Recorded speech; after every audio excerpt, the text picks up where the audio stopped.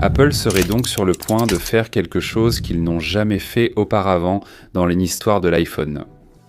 Pour la première fois depuis la sortie du tout premier iPhone en 2007, il n'y aura pas d'iPhone standard lancé cet automne, pas d'iPhone 18 en septembre. Si vous voulez un nouvel iPhone de niveau phare en 2026, vous aurez 3 choix.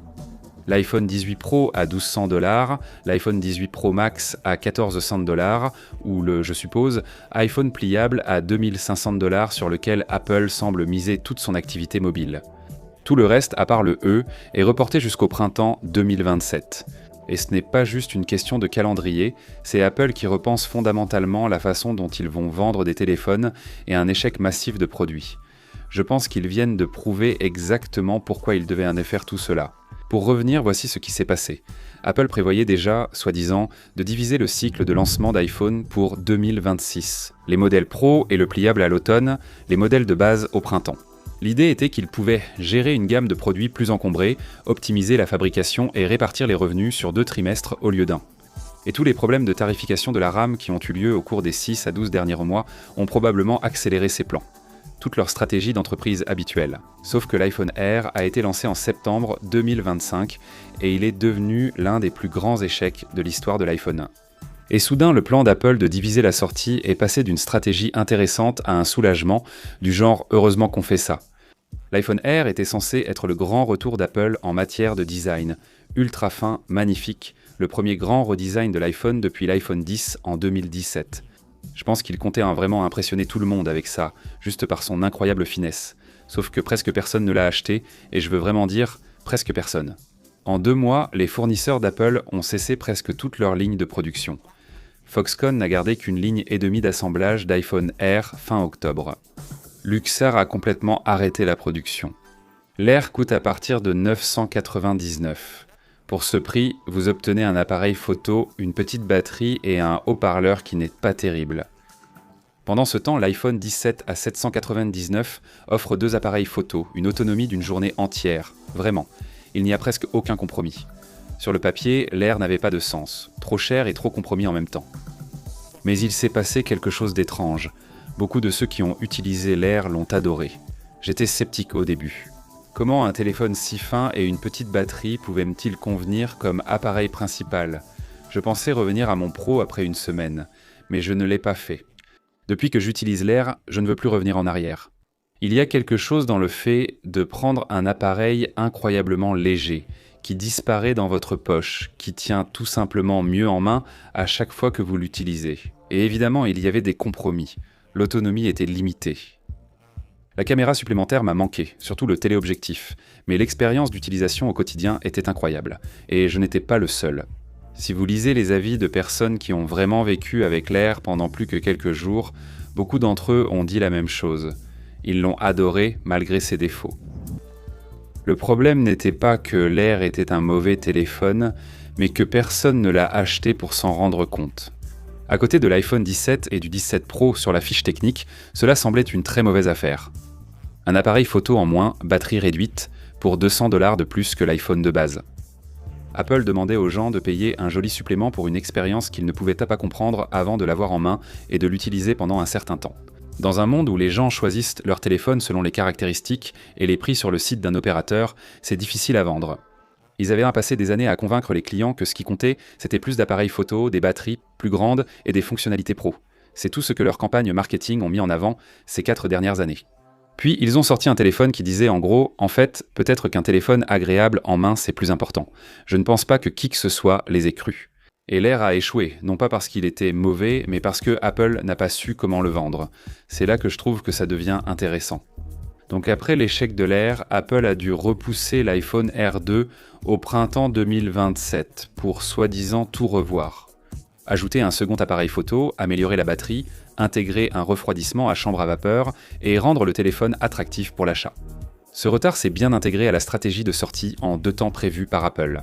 Puis au printemps 2027, vers mars à peu près, on devrait avoir l'iPhone 18, l'Air 2 repensé et un nouveau modèle économique. Ce sera probablement l'iPhone 18e. À ce moment-là, Apple aura 6 modèles de téléphones distincts en vente en même temps. 6. Ce n'est pas une simple gamme de produits, mais une véritable entité dans l'entreprise. On commence déjà à le constater en temps réel. L'iPhone 17e, il devrait sortir d'une minute à l'autre. Au moment où vous regardez ça, il est peut-être déjà disponible, un téléphone économique à 599 $. C'est complètement séparé du cycle de sortie de l'automne. Je pense qu'Apple testait un lancement échelonné avant de se lancer à fond en septembre. D'un point de vue fabrication, ça permet d'étaler les choses. C'est logique, surtout pour lancer ton premier téléphone pliable. Tu auras sûrement besoin de toute la capacité de production pour réussir. Mais je pense aussi qu'Apple admet que la gamme de produits est devenue compliquée, avec trop de modèles qui se font concurrence entre eux. L'iPhone Air devait se placer entre le modèle de base et le Pro, mais il a finalement rivalisé avec les deux sans réussir face à eux. Séparer la sortie leur permet d'éviter que cela se reproduise, mais la partie qui devrait, selon moi, les inquiéter.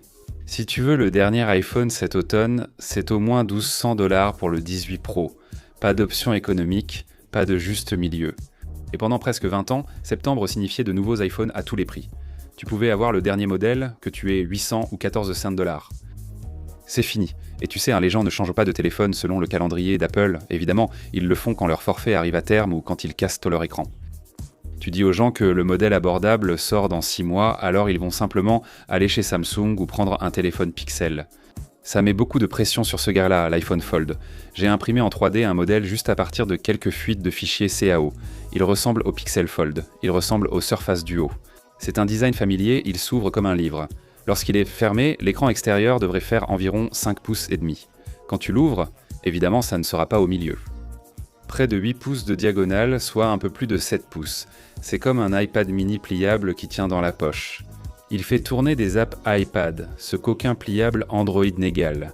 Tu ne devrais pas utiliser des applis téléphone juste agrandis. C'est un énorme avantage dès le premier jour, le support des développeurs que ça devrait avoir. La charnière, c'est un élément sur lequel je reviens sans cesse. Donc Samsung a présenté un écran pliable sans pli au CES, puis l'a retiré du salon. Les deux rapports disent bon qu'Apple utilise exactement cette technologie d'écran de Samsung. Et apparemment, Apple a carrément refusé de lancer un pliable tant qu'il ne pouvait même pas faire un pli invisible. Peu importe le coût.